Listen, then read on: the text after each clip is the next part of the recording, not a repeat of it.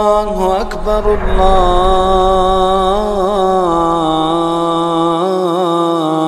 الله أكبر. الحمد لله الذي لم يتخذ ولدا ولم يكن له شريك في الملك ولم يكن له ولي من الذل وكبره تكبيرا. الحمد لله الذي هدانا لهذا وما كنا لنهتدي لولا أن هدانا الله. أما بعد فأعوذ بالله من الشيطان الرجيم. بسم الله الرحمن الرحيم. يوم يحمى عليها في نار جهنم فتكوى بها جباههم وجنوبهم وظهورهم هذا ما كنزتم لأنفسكم فذوقوا ما كنتم تكنزون.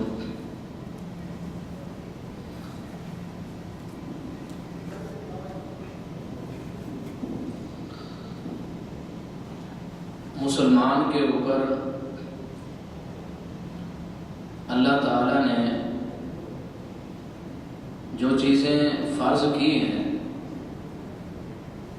بلکہ اسلام کے ارکان میں سے ایک رکن زکوٰۃ کا ادا کرنا ہے. جس طرح بخاری اور مسلم کی حدیث ہے، حضرت ابو ہریرہ رضی اللہ تعالی عنہ ارشاد فرماتے ہیں، بنی الاسلام علی خمس شہادت لا الہ الا اللہ وان محمدا عبدہ ورسولہ واقام الصلاۃ وایتاء الزکوٰۃ. اسلام کے 5 ارکان ہیں اور ان میں سے ایک رکن زکوٰۃ کا بھی ادا کرنا ہے. یعنی زکوٰۃ جو ہے یہ ایک مالی عبادت ہے مسلمان کے لیے، اور اللہ تعالیٰ ارشاد فرماتے ہیں کہ اے پیغمبر ان سے صدقہ لو، ان کے مال سے، ان کو پاک کرنے کے لیے، تاکہ مسلمان کے دل سے مال کی محبت کو ظاہر کیا جائے. مسلمان کے دل میں مال کی محبت اتنی جڑ نہ پکڑے کہ وہ ہر محبت کے اوپر غالب آ جائے اور ایک مسلمان تمام فرائض کو بھول کے صرف اور صرف مال جمع کرتا رہے اور اس کو اللہ کے راستے کے اندر خرچ نہ کرے. تو اللہ تعالیٰ نے ہم مسلمانوں کے اوپر یہ زکوٰۃ فرض کی ہے کہ اگر ایک مسلمان کے پاس مال اور دولت ہے اور وہ نصاب کو پہنچ جاتا ہے، سال اس پر گزر جاتا ہے، تو اس مسلمان کو اپنے مال سے زکوٰۃ ادا کرنا ہے. لفظ زکوٰۃ جس طرح قرآن مجید کے اندر اللہ تعالیٰ ارشاد فرماتے ہیں قد افلح من زکاہا، تو زکوٰۃ کا مطلب اصل میں ہوتا ہے بڑھوتری کے یا پھر تزکیے کے. یعنی جب ایک مسلمان سے زکوٰۃ لے لی جاتی ہے تو اس کا مال جو ہے وہ پاک ہو جاتا ہے، اور دل کے اندر بھی اس کی صفائی اور ستھرائی ہوتی ہے، کیونکہ اللہ تعالیٰ کے راستے میں وہ اپنے مال کو خرچ کرتا ہے، یوں اس کے دل سے مال کی محبت جو ہے وہ زائل ہو جاتی ہے. تو مسلمان کے دل میں سب سے پہلے اللہ تعالیٰ کی محبت ہو، اس کے بعد پیغمبر صلی اللہ علیہ وسلم کی، اور اس کے بعد بتدریج پھر جا کے کہیں مال کا تذکرہ آتا ہے. لیکن اللہ تعالیٰ نے قرآن مجید کے اندر جہاں بھی ارشاد فرمایا مسلمان اللہ کے راستے میں قربانی دو، تو سب سے پہلے مال کا ذکر ہے، جان کا اور خون کا ذکر بعد میں ہے، کیونکہ انسان جو ہے مال سے وہ بہت زیادہ محبت کرتا ہے. تو آپ صلی اللہ علیہ وسلم نے ارشاد فرمایا اسلام کی جو بنیاد ہے وہ 5 چیزوں پر ہے.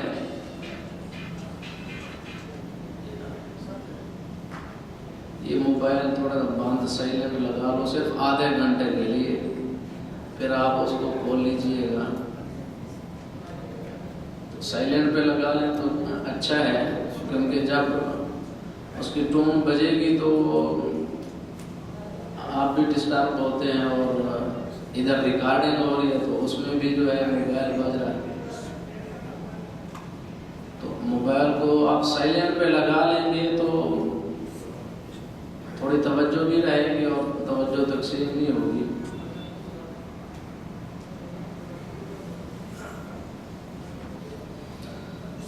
آپ صلی اللہ علیہ وسلم نے ارشاد فرمایا اسلام کی بنیاد جو ہے وہ 5 چیزوں پر ہے. سب سے پہلے توحید کی گواہی دینا اور آپ صلی اللہ علیہ وسلم کی نبوت اور رسالت کا اقرار کرنا، نماز کو قائم کرنا، زکوٰۃ ادا کرنا، حج اگر طاقت ہو حج ادا کرنا، اور رمضان کے روزے رکھنا. آپ صلی اللہ علیہ وسلم نے جس طرح یمن کی طرف معاذ بن جبل رضی اللہ تعالی عنہ کو بھیجا تھا اور فرمایا تھا کہ تم جا رہے ہو غیر مسلم لوگوں کے اندر اور ان کے اوپر تم حکمران جو ہے بنو گے تو تم کیا کرو گے؟ تو انہوں نے فرمایا سب سے پہلے میں ان کو کلمہ پڑھنے کی تلقین کروں گا، اور اس کے بعد جو ہے نماز، اور اس کے بعد جو ہے زکوٰۃ کا حکم دوں گا. تو قرآن مجید کے اندر جہاں بھی آتا ہے واقیم الصلاۃ واقیم الصلاۃ واقیم الصلاۃ، تو دوسرا لفظ ہے وآتوا الزکاۃ، زکوٰۃ ادا کرو. تو ہم مسلمانوں کے لیے لازمی اور ضروری ہے کہ ہم اپنے مالوں سے کیا کریں، اپنے مالوں کی زکوٰۃ جو بھی بنتی ہے، جس مال کی بھی بنتی ہے، چاہے وہ نقدی ہے، سونا اور چاندی ہے، یا مویشی ہے، یا تجارتی سامان ہے، تو ان کی زکوٰۃ ادا کرنا مسلمان کے لیے لازمی. اور یہ جو ایام ہیں یہ ایسے ہیں، یہاں طریقہ کار ایسی ہے کہ لوگ رمضان کے اندر زکوٰۃ جو ہے وہ ادا کرتے ہیں، اور ہر مسلمان کو پتہ ہے کہ میرا مال جو ہے وہ اس کے اوپر سال گزرا تو کس مہینے میں سال گزرتا ہے، کس مہینے میں سال ہوتا ہے، وہ اسی مہینے میں اپنے مال کی زکوٰۃ ادا کرے. تو آپ صلی اللہ علیہ وسلم نے صحابہ سے ایک دفعہ پوچھا کہ تمہاری وراثت جو ہے وہ کیا ہے؟ صحابہ نے کہا اللہ کے رسول جو ہمارے پاس ہمارا مال ہے وہ ہماری وراثت ہے. آپ نے ارشاد فرمایا نہیں، جو تم آگے بھیج چکے ہو وہ تمہاری وراثت ہے، اور جو کچھ تمہارے پیچھے دنیا میں چھوڑ کر آئے ہو، یعنی بندہ فوت ہو جاتا ہے اور اس کے پیچھے جو مال بچتا ہے وہ اس کی وراثت نہیں ہے.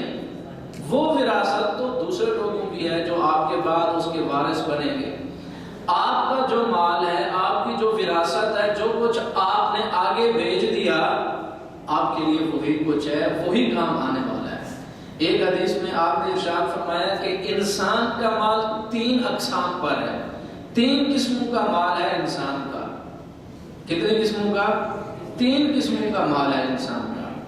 ایک مال انسان کا وہ ہے ما اکل فافنا، جو کھایا اور ختم کر دیا، یہ اس کا مال ہے. اس مال کے بارے میں اس سے حساب و کتاب ہوگا کہ اس نے کہاں سے کمایا، کھایا، حلال کیا، سارا اس کا، یہ اس کا اپنا ذاتی مال، اور اسی کے بارے میں وہ جواب دہ ہے.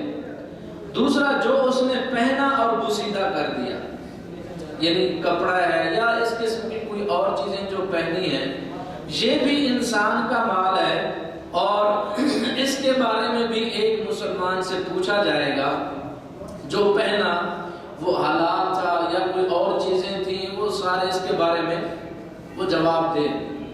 تیسرا مال وہ ہے جو اس نے آگے بھیجا ہے، آخرت کے لیے اس نے جو جمع کیا ہے، یہ مسلمان کا مال ہے. چوتھی قسم مسلمان کے مال کی نہیں، جو کھایا ختم کر دیا اس کے بارے میں پوچھ گچھ، جو پہنا اس کو بوسیدہ کر دیا اس کے متعلق، اور جو آخرت کے لیے اس نے ذخیرہ بنایا ہے اس کے بارے میں بھی اس سے پوچھ گچھ کی جائے گی. اور آخرت کے اندر جو اس نے جمع کیا وہی اس کے کام آنے والا ہے. چوتھی قسم مسلمان کے مال کی نہیں ہے. آپ صلی اللہ علیہ وسلم نے ارشاد فرمایا مسلمان جو ہے جب قیامت کا وقت اور انتہائی ہولناکیاں اور سختیاں ہوں گی قیامت کی، ہر انسان جو ہے وہ ادھر ادھر پتنگوں کی طرح بھاگ رہے ہوں گے.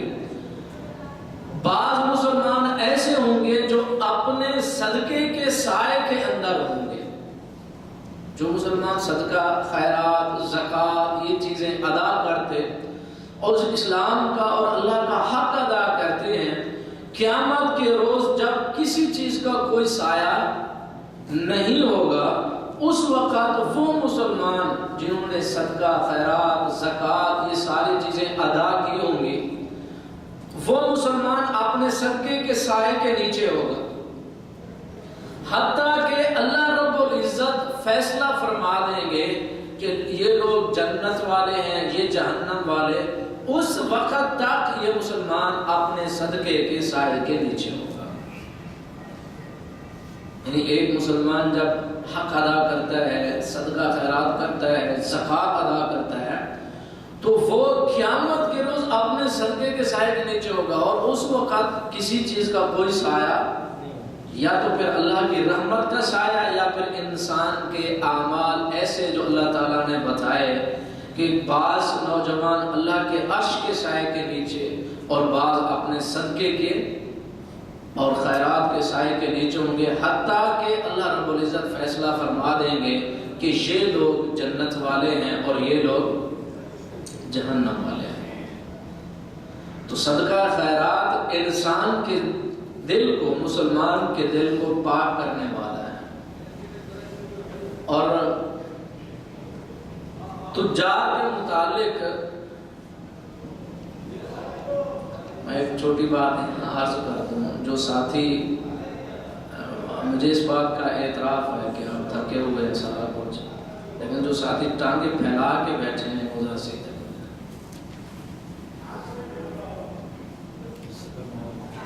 یہ صرف اس وجہ سے کہ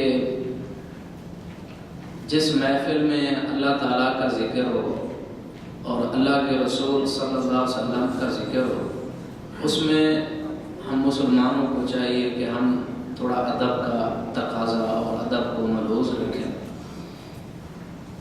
کیونکہ جب تک ہم مسلمانوں کے دلوں میں جو ادب و احترام نہیں ہے تو پھر مشکل ہے کہ انسان کے سینے کے اندر وہ چیز اترے۔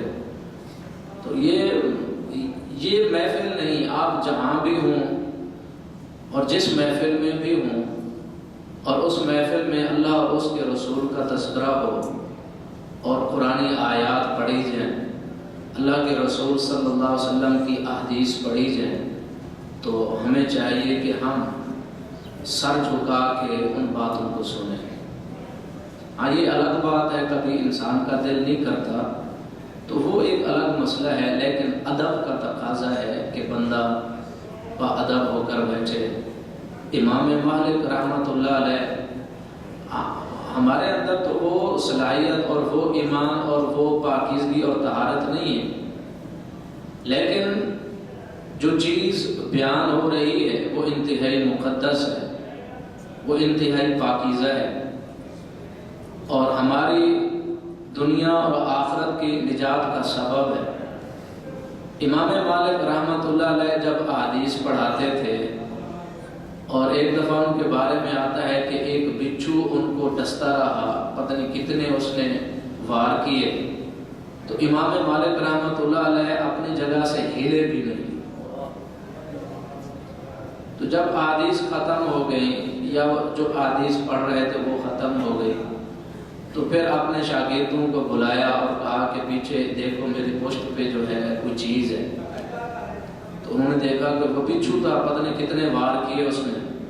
تو شاگردوں نے کہا کہ آپ پہلے ہمیں بتا دیتے، ہم اس کو ہٹا دیتے۔ تو امام مالک رحمۃ اللہ علیہ فرمانے لگے کہ میں اللہ کے رسول کی حدیث پڑھ رہا تھا تو میرا دل نہیں کرتا تھا کہ میں اس کو چھوڑ دوں اور اپنی تکلیف کو آگے لے آؤں۔ تو آج ہم مسلمانوں میں یہی چیزیں جو ہیں، جب تک مطلب ادب و احترام نہیں ہے تو یہ ایسی چیز نہیں ہے کہ ہر سینے کے اندر ایسے انڈیل دی جائے یا ہر سینے کے اندر وہ آٹومیٹک جو ہے کیونکہ وراثتی مسلمان وہ بھر جائے، ایسا نہیں ہے، بلکہ یہ ایک مقدس چیز ہے اور بڑی بابرکت چیز ہے۔ اور اللہ تعالیٰ کی جس طرح ہم نے آپ کو پہلے احادیث سنائی کہ ایک فرشتہ جب اللہ تعالیٰ کے پاس جاتا ہے کوئی وحی لینے یا اللہ تعالیٰ کا کوئی حکم لینے، یا اللہ تعالیٰ کوئی اس کو کوئی ایسا حکم بتاتے ہیں کہ دنیا والوں کے لیے یا انبیاء کے لیے کوئی وحی یا کوئی بھی کلام اللہ تعالیٰ کی، تو اللہ تعالیٰ کا کلام سن کے فرشتے ایسے پھڑ پھڑاتے تھے جس طرح زنجیر کو پتھروں کے اوپر مارا جاتا ہے، اور وہ فرشتے بے ہوش ہو جاتے ہیں اللہ تعالیٰ کے کلام کی ہیبت کی وجہ سے، یا پھر اللہ تعالیٰ کے کلام کی عظمت کی وجہ سے، یعنی پر ان کے ایسے پھڑ پڑاتے جیسے پتھر کے اوپر زنجیر کی آواز ہوتی۔ اور جب دنیا کے اوپر وہ وحی آتی تو سارے فرشتے، چاروں طرف سے فرشتے اس کلام کو، اس وحی کو، اللہ تعالیٰ کے اس پیغام کو وہ گھیر لیتے چاروں طرف سے کہ کہیں کوئی شیطان اس بات کو اچک نہ لے، یعنی اس گفتگو اور اس پیغام اور میسج کو کس طرح حفاظت کے اندر لے آیا جاتا زمین کے اوپر، اور اللہ کے رسول صلی اللہ علیہ وسلم کو جب سنایا جاتا اتنی سردی ہوتی، انتہا درجے کی ٹھنڈ ہونے کے باوجود اللہ کے رسول صلی اللہ علیہ وسلم کی پیشانی سے پسینہ ایسے چلتا جیسے انتہا قسم کی گرمی ہو۔ وہ کیوں؟ کہ اللہ کے کلام کی ہیبت کی وجہ سے آپ کا جسم اتنی تھر تھر آتا، انتہائی ٹھنڈک میں، سردی میں آپ کو پسینے چھوٹ جاتے تھے۔ یا ایھا المدثر، یہ آپ کے سامنے وہ آیات ہیں کہ آپ صلی اللہ علیہ وسلم جب یہ ساری چیزیں سنتے اور فرماتے مجھے کمبل اڑا دو، کیوں اتنی، یا پھر گرمی کے اندر ٹھنڈ، یا پھر ٹھنڈ کے اندر گرمی، اور چہرہ کا متغیر ہو جانا اور انتہائی کی خاموشی، یہ اللہ تعالیٰ کا کلام اور مقدس، اور یہ چیزیں چاہے کوئی بھی محفل ہو جس میں اللہ اور اس کے رسول کا تذکرہ ہو، ہمیں چاہیے کہ ہم اس میں ادب کے ساتھ بیٹھیں، اور مسجد ہو یا کوئی اور جگہ ہو، اکثر اوقات یہ ہوتا ہے کہ ان مقاموں کے اوپر ہماری جو آداب ہیں وہ ویسے نہیں ہیں، اور جس جگہ پہ ادب و آداب کا کوئی تقاضا نہیں، کوئی کام نہیں، وہاں ہم انتہا قسم کے جھکے ہوئے ہوتے ہیں۔ انسانوں کے سامنے آپ دیکھیں کہ ہم کتنا جھکتے اور ادب و احترام کرتے۔ ایک کوئی بڑا انسان M P M L A یا کوئی بڑا اس طرح بن جائے، کوئی آ جائے، تو کتنا ادب ہوتا ہے ہمارے دل میں اس کو ملنے کے لیے، اور اس سے گفتگو کرنا، اس سے بات کرنا، اور ہمارے لب و لہجے اور گفتگو کا انداز، اور ہر ایک چیز میں ادب جھلک رہا ہوتا ہے، گفتگو میں، آزاب میں، اٹھنے میں، بیٹھنے میں، ہر ایک چیز سے پتہ چلتا ہے کہ یہ بندہ بڑا فرما بردار۔ لیکن جب ہم مساجد میں جاتے ہیں تو وہاں ہمیں کوئی چیز نظر نہیں آتی، ہمارے موبائل بھی بجتے، اور ہر ایک جو کام نہیں کرنا ہمیں وہاں یاد آتا۔ تو یعنی آپ کو جہاں بھی یہ اللہ کا کلام سنیں، کسی سے بھی سنیں، کسی سے بھی، مطلب یہ نہیں کہ کون ہے، مطلب یہ ہے کہ وہ کیا کہہ رہا ہے، اللہ کا قرآن پڑھتا ہے یا اللہ کے رسول صلی اللہ علیہ وسلم کی گفتگو ہے، تو تقاضا ہے کہ ہم اس میں ادب و احترام سے بیٹھیں۔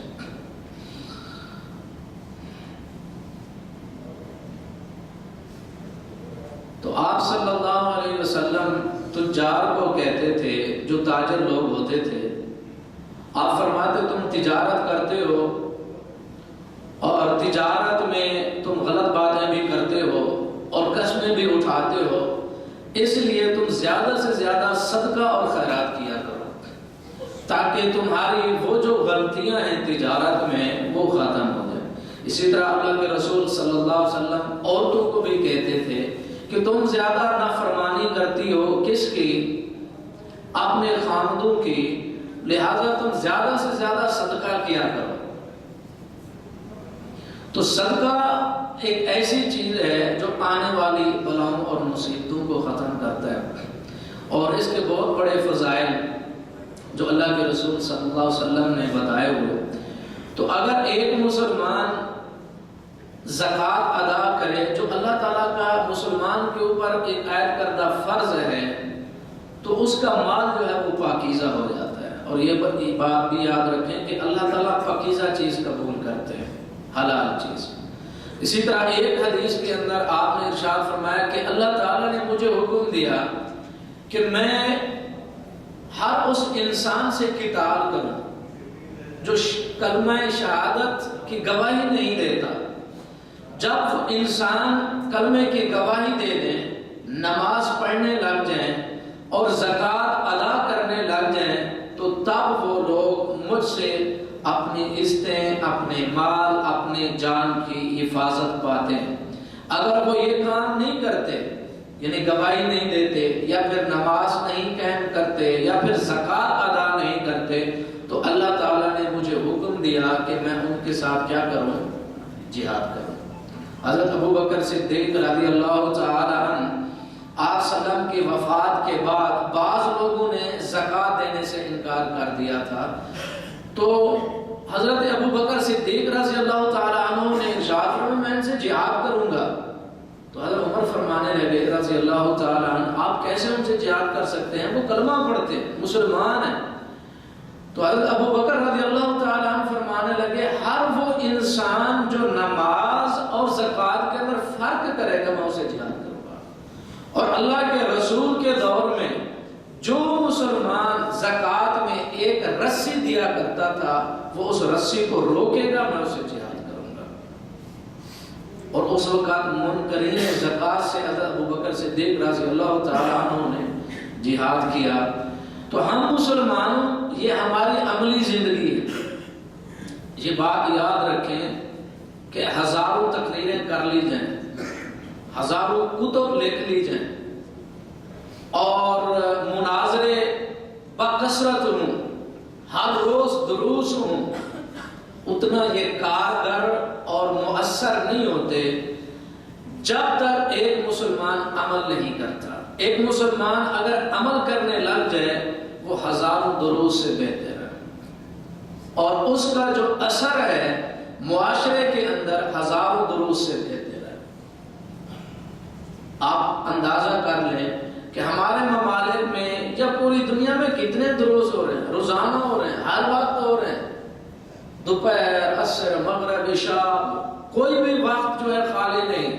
لیکن جو بد عملی ہے وہ بڑھتی چلی جا رہی ہے. اس کی وجہ یہ کہ ہم عملی نہیں رہے. جو ہماری زندگی کے اندر عملی جو کام تھا وہ آہستہ آہستہ ختم ہوتا چلا جا رہا ہے، اور جو کاموں کے جو چسکے ہیں وہ بہت زیادہ ہیں.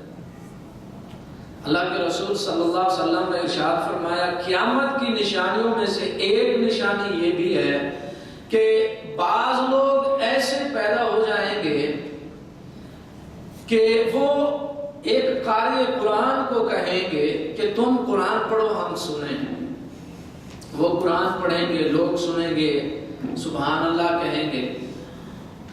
اور یہی چیز یعنی ایک محدث بیٹھا ہے، عالم دین بیٹھا ہے، وہ بیٹھا رہے گا اور قاری کو کہیں گے تم قرات کرو، قرآن سن کے سب خوش ہو جائیں گے. جب محدث بیٹھے گا تو سب نیند میں. تو یہ صرف جو سننا عبادت ہے، قرآن سننا بھی عبادت، پڑھنا بھی عبادت، لیکن صرف سننا اور سننے کے لیے آنا اور اس کے آگے نہ جانا یہ بتاتا ہے. اور ہمارے اندر آج وہی چیز ہے، آواز سے بڑی محبت، لیکن احکام کے اوپر کون عمل کرے گا؟ آج آپ دیکھیں کہ کتنی ہمارے معاشرے کے اندر زکوٰۃ دی جاتی ہے.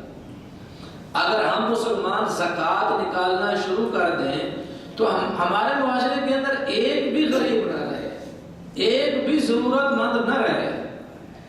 ہمارے امیر لوگ جو ہیں وہ زکوٰۃ دے دیں تو ہمارے ملک کے بجٹ سے بھی زیادہ زکوٰۃ بنتی. ہمارے ملکوں کے بجٹ اتنے نہیں ہیں جتنی ہماری زکوٰۃ بن جائے گی، تو غربت آٹومیٹک ختم. لیکن زکوٰۃ دیکھو، عملی ایک مسلمان جتنا اثر رکھتا ہے معاشرے کے اندر اتنا واعظ، تقریر کرنے والا مؤثر نہیں ہے. ہم مسلمان، مثال کے طور پر میں مسلمان ہوں، مجھے پتا ہے کہ میرا مال اتنا ہے اور اس پر اتنی زکوٰۃ بنتی ہے، تو وہ ساری زکوٰۃ میں غریبوں میں تقسیم کرتا ہوں، محتاجوں میں تقسیم کرتا ہوں، تو پھر اس کا اثر بہت زیادہ ہے ہزاروں درود سے۔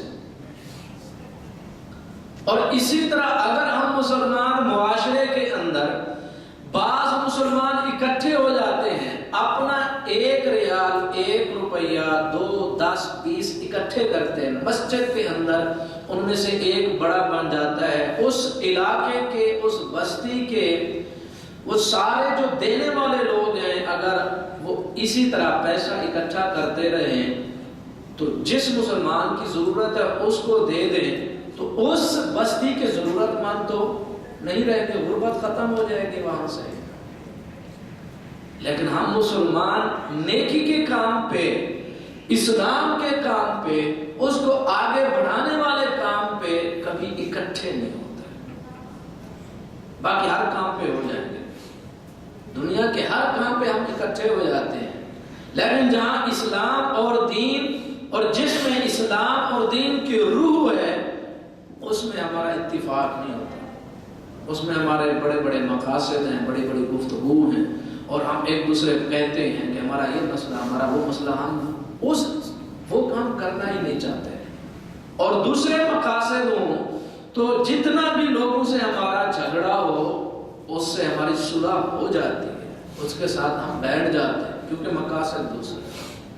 لیکن اسلام اور دین کا اگر مقصد ہو اور اس کو آگے بڑھانے کا مسئلہ ہو، یا عملی زندگی کے اندر قدم رکھنے کا مسئلہ ہو، ہم اس میں بہت پیچھے، بہت ہی پیچھے، اور یہی ہماری کمزوری ہے، جو کفار دیکھ کے ہمارے اوپر جو ہے وہ ہر قسم کے وار کر رہے ہیں، چاہے وہ وار معاشرتی اور اخلاقی، خاندانی اور سیاسی اور ایمانی، اسلامی، ہر قسم کے، اور کسی مسلمان کو کوئی پتہ نہیں، کیونکہ اکٹھ تو ہے نہیں، ہمارا کوئی بڑا تو ہے نہیں، ہم خود بڑے، ہر بندہ اپنے خود بڑا ہے، تو ہر بندہ جو ہے وہ بکھرے ہوئے، ہر بندہ اپنی اپنی جو سزا اور جو مصیبتیں، وہ تکلیفیں جھیل رہا ہے۔ اگر مسلمان اکٹھے ہوتے، صرف ایک گھر کے مسلمان اکٹھے ہو جائے، نہیں ہو سکتے، وہ بڑا مسئلہ ہے، ایک مسجد کے بندے اکٹھے نہیں ہو سکتے، مسلمان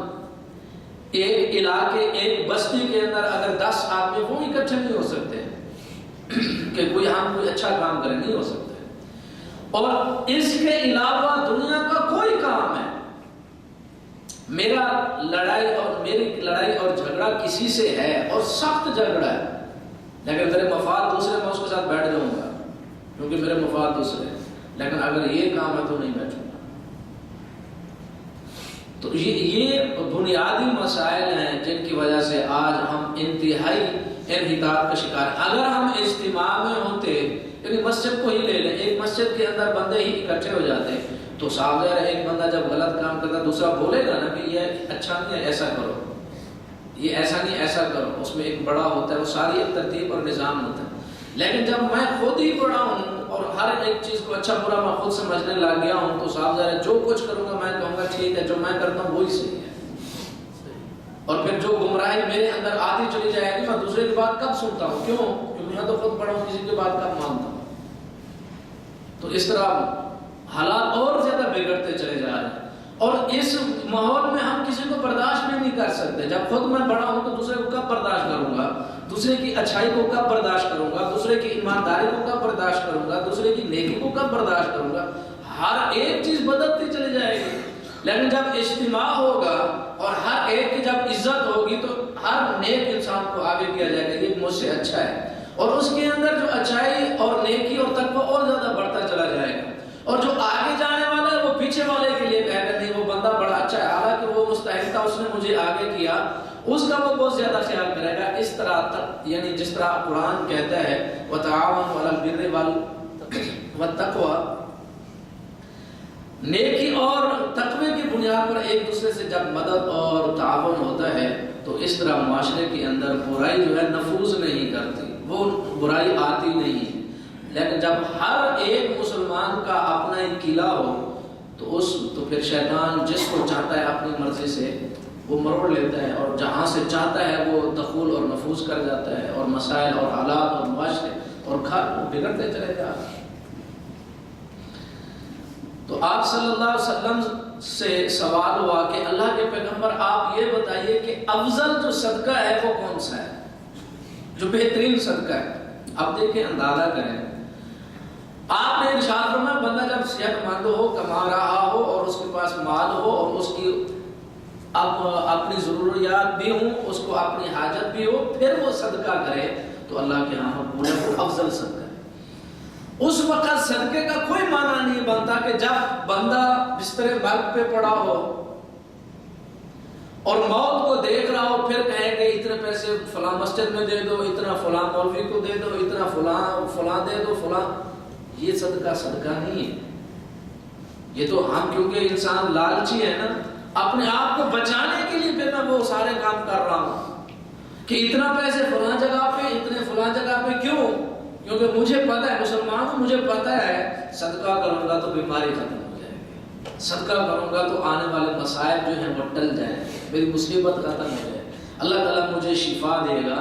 تو آپ صلی اللہ علیہ وسلم نے ارشاد فرمایا یہ صدقہ افضل صدقہ ہے۔ صدقہ افضل وہ ہے جب میں صحت مند ہوں، کما بھی رہا ہوں اور مجھے بھی اس مال کی ضرورت ہے، پھر بھی اس سے میں کچھ نہ کچھ نکال کے دوسرے مسلمان کو دے رہا ہوں، تو یہ افضل صدقہ ہے۔ ہم مسلمان اسی وقت دیتے ہیں جب دیکھتے ہیں کوئی مصیبت آ گئی، کوئی پریشانی، کوئی تکلیف، اس میں کوئی وجہ نہیں، کوئی مسئلہ نہیں کہ بندہ جب امراض، بیماریوں، تکلیفوں میں ہو تو صدقہ خیرات کرے، کوئی مسئلہ نہیں، لیکن صرف اسی وجہ سے صدقہ نہیں کرنا چاہیے کہ میں بیمار ہوں گا تو تب مطلب پھر دیکھوں گا، کیوں اس میں شفا ہوگی، آنے والے مسائل، مصیبتیں، تو پھر ہمارا دماغ کی کیا عکاسی ہو رہی ہے کہ ہم کیا کر رہے ہیں؟ پھر کتنا احترام ہے اللہ تعالیٰ کا، کتنا احترام اسلام کا، مسلمانوں کا، پھر غریبوں کا، صدقے کی کیا اہمیت ہمارے دلوں کے اندر بیٹھی، کچھ بھی تو نہیں۔ وہ تو صرف اپنی مصیبت کو ہم، کیونکہ انسان لالچی ہے نا، اپنی تکلیف کو ختم کرنے کے لیے، اس میں کوئی مسئلہ نہیں، اس میں بھی ثواب اور نیکی، لیکن صرف اسی لیے صدقہ کرنا یہ افضل صدقہ ہے۔ مسلم شریف کی حدیث، آپ صلی اللہ علیہ وسلم نے ارشاد فرمایا جس مسلمان کے پاس سونا اور چاندی ہے اور وہ مسلمان اس کی زکوٰۃ ادا نہیں کرتا، قیامت کے روز وہ اس کا سونا اور چاندی جو ہے وہ آگ کے اندر جو ہے دہکایا جائے گا، اور پھر انسان کے پہلو اور اس کی پیشانی اور اس کے چہرے کو داغا جائے گا کہ یہ تیرا مال ہے۔ اور بعض حدیث میں آتا ہے کہ ایک بہت بڑا اژدہا بن جائے گا اور اس کو ڈسے گا، اس کے اوپر وار کرے گا اور کہے گا کہ میں تیرا مال، میں تیرا خزانہ ہوں جس کو تو چھپا چھپا کے رکھتا تھا۔ تو زکوٰۃ اسلام کے ارکان میں سے ایک رکن ہے جس کو ادا کرنا مسلمان کے لیے ضروری۔ بخاری شریف کی حدیث آپ دیکھیں، اندازہ کریں، ایک مسلمان مر جائے، اس کے اوپر زکوٰۃ فرض ہو، مر جائے، فرض کی ادا نہیں کی، علماء کہتے ہیں اب اس سے یہ فرض ساقط نہیں ہوگا، اس کی زکوٰۃ ادا کرو۔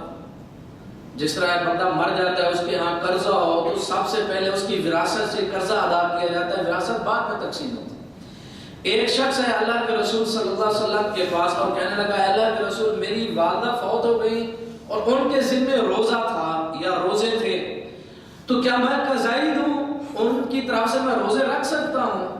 آپ نے ارشاد فرمایا، ہاں، دین اللہ احق ان یقضی، اللہ تعالیٰ کا قرضہ زیادہ حقدار ہے کہ اس کی قضائی دی جائے، اس کی طرف سے روزے رکھو۔ اسی طرح کوئی مسلمان اگر مر جاتا ہے، اس کے اوپر زکوٰۃ فرض تھی اور اس نے ادا نہیں کی، تو ورثاء کو چاہیے کہ اس کے مال سے جس طرح کفن دفن اور اس کے قرضے ادا کرتے، زکوٰۃ بھی اس کے مال سے ادا کریں، پھر اس کی وراثت کو تقسیم کریں۔ بندہ مر جاتا ہے، نماز اس کی طرف سے پڑھی جا سکتی ہے؟ نہیں پڑھی جا سکتی، بندہ ختم، اعمال اس کے ختم، لیکن زکوٰۃ اور روزہ جو اس کے اوپر فرض تھا اور اس نے جو رکھنا تھا ادا کرنا تھا، لازمی ہے مرنے کے بعد اس کے ورثاء کیا کریں؟ زکوٰۃ ادا کریں اور روزے بھی رکھیں۔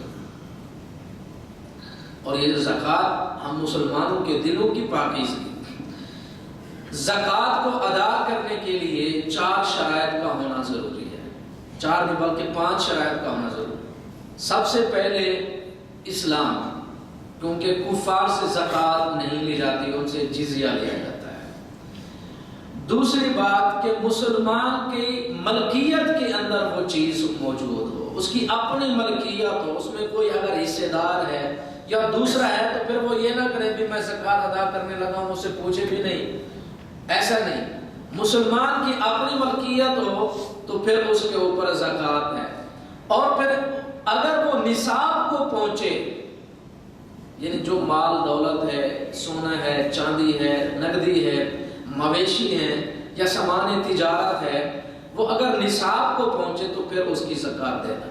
اسی طرح اس چیز پر، اس مال پر، اس دولت پر سال کا گزرنا بھی لازمی ہے، سال کا گزرنا بھی لازمی ہے۔ ایسا نہیں ہے کہ اگر ایک دن بھی اس سے کم ہے تو اس کے اوپر زکوٰۃ فرض نہیں۔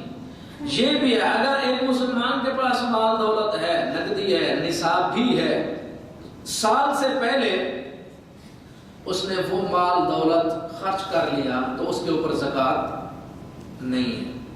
لیکن یہ نہیں ہونا چاہیے کہ ہیلے بہانے کے ساتھ پتہ ہو مسلمان کو رمضان میں سال ہو رہا ہے اور زکوٰۃ بھی دینی ہے اور پھر وہ مال کو خرچ کرنا شروع کر دے تاکہ زکوٰۃ، بہت سارے ہیلے، یعنی زکوٰۃ ہے کتنی؟ 100 میں 2.5 روپے دے دیں، 100 روپے میں زیادہ ہے، بہت تھوڑی ہے۔ لیکن مسئلہ کیا ہے؟ دیتا ہے، ہم دیتے کیوں نہیں؟ کیونکہ محبت ہی اتنی ہے پیسے اور مال اور دولت کی کہ کہیں کم نہ ہو جائے۔ اللہ کے رسول صلی اللہ علیہ وسلم ارشاد فرماتے ہیں کہ 2 فرشتے آسمان دنیا پہ آتے ہیں ہر روز آسمان دنیا پہ آتے ہیں اور وہ کہتے ہیں کہ اے اللہ، جس نے تیرے راستے میں خرچ کیا اس کو مزید عطا فرما۔ کیا کہتے ہیں؟ اے اللہ، جس نے تیرے راستے میں خرچ کیا اس کو مزید عطا فرما، اور جس نے تیرے راستے سے روکا اس کے مال کو تباہ و برباد کر دے۔ اب کس کی دعا ہے؟ فرشتوں کی۔ مطلب ہم مسلمان دیکھیں، اگر ہم زکوٰۃ کو، صدقے کو اور خیرات کو، حتیٰ کہ اب بعض لوگ تو یہاں سوال کرتے ہیں، اب عقیقہ سمجھتے ہیں عقیقہ کرنا ایک مسلمان کو، اب قربانی آ گئی ہے، کہتے ہیں جی 1 جانور میں ہو جائے گا۔ یعنی ہیلے اور بہانے اور کیسے کیسے مسائل پیدا ہوتے ہیں۔ بھی قربانی ایک الگ مسئلہ ہے، عقیقہ ایک الگ مسئلہ ہے۔ اور بعض اوقات یہ سوال کرتے ہیں جی جس طرح قربانی میں حصے ہیں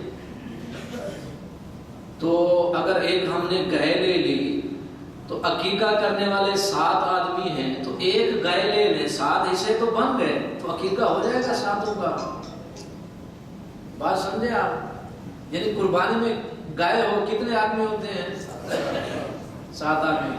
اب عقیقہ کرنا ہے 7 آدمیوں نے، ٹھیک ہے، وہ کہتے ہیں ہم ایک گائے لے لیں تو 7 کی طرف سے ہو جائے گا، تو اپنا اپنا حصہ لے جائیں گے۔ تو یعنی ہم مسلمان دیکھیں ہمارا دماغ کتنا کام کر رہا ہے کہ کسی طریقے سے کچھ چھٹکارا مل جائے، کوئی ایسا طریقہ آ جائے جس سے یہ چیزیں، اور ہم بچت کس معاملے میں کر رہے ہیں؟ اللہ کو دیتے ہوئے ہم بچتیں کر رہے ہیں، یہ بھی وہاں اگر تم بچتیں کر رہے تو آگے تمہارے لیے بھی یہی کچھ ہوگا۔ بچت کرنی ہے تو اپنے صرف کو دیکھو، اپنے خرچ کرنے کو دیکھو، اللہ کے راستے میں دینے ہیں تو پھر انسان کیا آنکھیں بند کر کے دے اور خوش ہو کے دے۔ ایک صحابی رسول کو اللہ کے رسول صلی اللہ علیہ وسلم نے بھیجا یمن کی طرف زکوٰۃ کو جمع کرنے کے لیے۔ وہ صحابی رسول پہنچے، زکوٰۃ لیتے لیتے ان کو بتایا کہ فلاں ایک شخص دوسرے علاقے میں رہتا ہے، اس کے پاس مال دولت زیادہ، آپ وہاں جائیں اس سے بھی زکوٰۃ لیں۔ وہ وہاں پہنچے تو زکات ان کے جانور تھے، زکات بنتی تھی ان کی بنت مخاص، یعنی 1 سال کی اونٹنی بنتی تھی جتنے ان کے جانور تھے، تو یا پھر ان کی بکری بنتی تھی یا گائے بنتی تھی. تو اس آدمی نے کہا کہ آپ اللہ کے رسول صلی اللہ علیہ وسلم کی طرف سے آئے ہیں اور میں آپ کو صرف بکری دوں، یہ ممکن نہیں ہے، آپ ایک اونٹنی لے جائیں. اب جو دینے والا تھا اس نے کہا کہ میں اونٹنی کیسے لے سکتا ہوں، بنتی بکری ہے یا گائے بنتی ہے، میں اونٹنی کیسے لے سکتا ہوں کہ اللہ کے رسول نے منع کیا، یہ تو زیادتی اور ظلم ہے. اس نے کہا نہیں، تم اللہ کے رسول کی طرف سے آئے ہو لہذا میں بکری نہیں دوں گا، نہ میں گائے، اونٹنی لے جاؤ. اونٹنی وہ بندہ لے گیا، اللہ کے رسول صلی اللہ علیہ وسلم کے پاس پہنچا اور کہا کہ اللہ کے رسول ایک بندہ ایسا اس نے یہ کہا. تو آپ نے ارشاد فرمایا اگر کوئی مسلمان اپنی مرضی سے یہ چیز دیتا ہے تو پھر اسے لینے میں حرج. اب کچھ عرصہ گزرا، دوسرا سال یا تیسرا، وہ بندہ دوبارہ پہنچا اور اس سے زکوٰۃ لینے کے لیے پہنچا تو اس کے جو جانوروں کی جو زکوٰۃ تھی 60 ہکے جو ہیں اس کی زکوٰۃ بنی. ہکا جو ہے ایک اونٹ 4 سال کا ہوتا ہے، بڑا اونٹ. کتنے اس کی زکوٰۃ بنی؟ 60 ہکے، 60 اونٹ جو 4 سال کے. پہلے کتنی زکوٰۃ تھی؟ زکوٰۃ کی برکت دیکھیں، اسلام اور اللہ کے رسول سے محبت دیکھیں. ایک بکری بنتی تھی، زکوٰۃ، جانور تھوڑے ہوں گے تو بکری بنی ہے. اب جانور اتنے پھیل گئے، 60 اونٹ اللہ کے راستے میں زکوٰۃ بنی. تو اللہ تعالیٰ برکت یوں دیتا ہے، روکنے سے نہیں دیتا. اللہ تعالیٰ ارشاد فرماتے ہیں جو ایک بندہ اللہ کے راستے میں خرچ کرتا ہے تو میں تو اس کو پالتا ہوں، اپنے دائیں ہاتھ میں لے کے پہاڑ بنا دیتا ہوں، اور پہاڑ بنا دیتا ہوں. روکنے سے برکتیں نہیں آتی، روکنے سے بچتے نہیں ہوتی.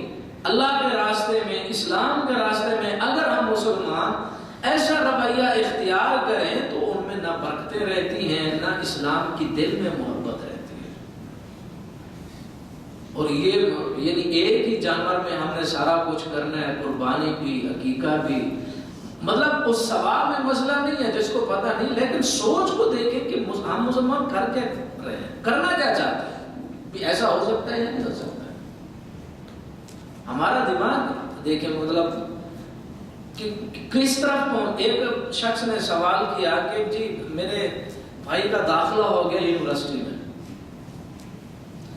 مدینہ یونیورسٹی میں. تو یہ مدینہ یونیورسٹی ہے کہاں؟ مدینہ کے اندر ہی ہے. تو میرے بھائی کا داخلہ ہو گیا تو اس کا آپ مجھے یہ بتائیں کہ اس کا خرچے کا کیا بنے گا.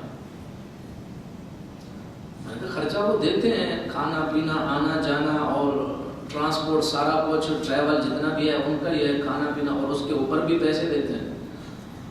تو کہتا چلو ٹھیک ہے، وگرنہ میں تو پریشان تھا، پھر میں اپنے بھائی کو روک لیتا بھی پاکستان میں ہی رہو، ادھر نہ ہو، کیونکہ میرے اوپر خرچہ پڑ جائے گا. آپ اندازہ کریں ایک مسلمان اللہ کے رسول صلی اللہ علیہ وسلم کے شہر میں پڑھنے کے لیے آ رہا ہے، اس کو خوش ہونا چاہیے کہ نہیں کہ میرے اوپر اگر جتنے بھی بھاری بوجھ جو کچھ میں اس کو پڑھاؤں گا، کیوں؟ اللہ کے رسول کے شہر میں، اور آپ صلی اللہ علیہ وسلم کے جوار اور ہمسایہ بن کے جب وہ اللہ اور اس کے رسول کے علم کو پڑھے گا اللہ تعالیٰ برکت دے گا نہیں دے گا. وہ بندہ پریشان ہے کہ یہ اپنا کھانا پینا کرے گا یا مجھ سے لے گا، اگر مجھ سے لے گا تو چھوڑو، پڑھنا ہی نہیں. ہمارے دماغ کہاں آ کے کھڑے ہوئے ہیں، پریشان کس وجہ سے؟ کھانے پینے سے. اور وہ برکتیں ہم نے ساری چھوڑی ہوئی ہیں اللہ کے بندے، تو اس وجہ سے پریشان ہے کہ میں اس کو کھلاؤں گا پلاؤں گا کہاں سے؟ تجھے کس نے دیا؟ تیرے ماں باپ کو کس نے دیا؟ تیرے خاندان کو کون پال رہا ہے؟ ہم مسلمانوں کی سوچیں کہاں جا رہی ہیں، اور کس چیز کو ہم اپنی جان سے بھی زیادہ مضبوطی سے پکڑے ہوئے ہیں، اور کس عظمت والی چیزوں کو ہم چھوڑ رہے ہیں اور جان چھڑوا رہے ہیں کہ کسی طریقے سے یہ ہمیں ادا نہ کرنا پڑے، یہ دینا نہ پڑے. قربانی کے مسئلے کو دیکھ لیں. قربانی جب ہم نے کرنی ہو تو جانور تلاش کریں گے وہ مریل سا، کمزور سا. اور کیوں؟ پہلے بھی ہم قربانی کرتے ہیں تو آج نہیں کریں گے، اس سال لوگ کہیں گے کہ بھی عجیب بات میں اتنا تمہارا کاروبار، کماتے 8-10 بیٹے اور پھر بھی ایک لے آؤ یار، جانور لے آؤ. یعنی خوشی نہیں ہے، قربانی کرنے کی خوشی نہیں ہے، پیسہ لگانے کی خوشی نہیں ہے کہ میں اللہ کے راستے میں دے رہا ہوں، کوئی دماغ کے اندر انسان کو وہ فرحت اور خوشی محسوس ہی نہیں ہو رہی ہے کہ میں کیا کر رہا ہوں، نہیں.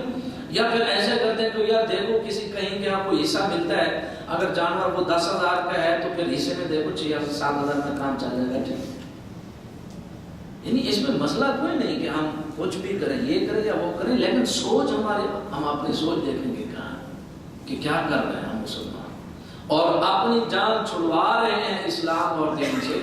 یہ اسلام اور دین ہمارے ساتھ قبر تک جائے گا اور اس سے بھی آگے جائے گا کہ نہیں. وہاں بھی وہ سوال و جواب ہوں گے کہ تمہارا رب کون ہے، تمہارا اسلام اور دین کیا ہے، کیا کر کے آئے ہو دنیا کے اوپر. اور یہی اسلام اور دین کی محبت ہماری نجات کا سبب ہے انشاءاللہ. اگر یہ محبتیں نہیں ہیں اور یہ سوچیں نہیں ہیں، زندگی کے اندر یہ کام کر کے ہم خوش نہیں ہوتے تو دنیا کے کس کام کو خوش کر کے ہم خوش ہو سکتے ہیں؟ ممکن ہی نہیں ہے. آپ دولت کے انبار لگا لیں، کچھ بھی کر لیں، اسلام اور دین کی محبت سینے میں نہیں ہے، زندگی کی لذت آپ کو حاصل نہیں ہو سکتی ہے. یہ تو ممکن ہی نہیں. تو 5 بات کہیں کی کہیں سے نکل گئی. 5 چیزوں میں 5 شرائط ہیں زکوٰۃ کو ادا کرنے کے لیے، اور 4 چیزوں میں زکوٰۃ جو ہے وہ لازمی ہوتی ہے: سونا چاندی، نقدی، مویشی اور سامان تجارت، اور زمین سے جو چیزیں حاصل ہوتی ہیں. اب سونا چاندی میں اور نقدی میں، جو سونا چاندی کا وہ تو آپ کو پتہ ہے، سونے کے اندر 7.5 تولے اور اس کے گرام جو ہے 87 یا 90 گرام بنتے ہیں یہاں کے حوالے سے، نہیں تو پھر 7.5 تولے تو ہے ہی، اور چاندی 52.5 تولے یا پھر 612 جو ہے گرام بنتے ہیں اس کے. تو نقدی بھی اسی طرح ہے. نقدی اگر کسی کے پاس ہے تو مسلمان کو، کیونکہ آسلم کے دور میں نقدی کیا تھی؟ درم و دینار تھی. یہ سونا اور چاندی تھا، یہ کاغذ نہیں تھے. اس وقت یہی نقدی تھی، سونا اور چاندی جو درم و دینار تھے. آپ سلم کے دور میں یہی چیزیں تھیں. تو یہی اسی چیز کو دیکھ کے جو ہے زکوٰۃ دی جاتی تھی. آج تو یعنی کاغذ آ گئے ہیں، نقدی آ گئی ہے. تو علماء نے یہ کہا کہ جس کے پاس نقدی ہو، یا تو وہ چاندی کے نصاب کو دیکھ لے کہ میرے پاس نقدی اتنی ہے جو 52.5 تولے میں خرید سکتا ہوں، یا اس سے زیادہ ہے تو اس کے اوپر زکوٰۃ ہے. تو یعنی چاندی کا وہ دیکھ لے یا پھر سونے کا دیکھ لے. اکثر جو ہے وہ چاندی کا ہی نصاب ہے کہ 52.5 تولے کو دیکھ لے.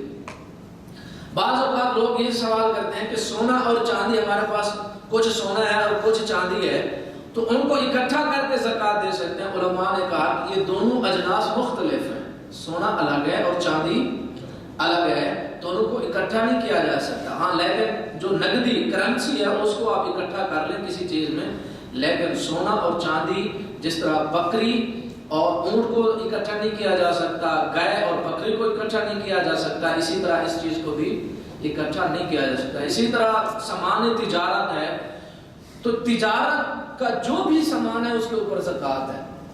تجارت کا جو بھی سامان ہے اس کے اوپر زکوٰۃ ہے، لیکن تجارت کے وسائل اور ذرائع کے اوپر زکوٰۃ نہیں ہے.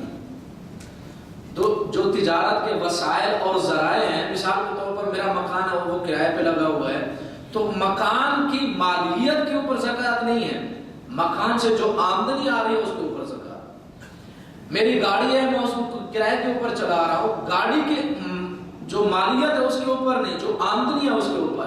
لیکن وہی گاڑی اگر میں بیچنے کے لیے، میں نے شو روم رکھا ہوا ہے، گاڑیاں بیچتا ہوں، تو وہ سامان تجارت ہے، وہ والی چیز نہیں ہے، تو اس کے اوپر پھر زکوٰۃ ہے.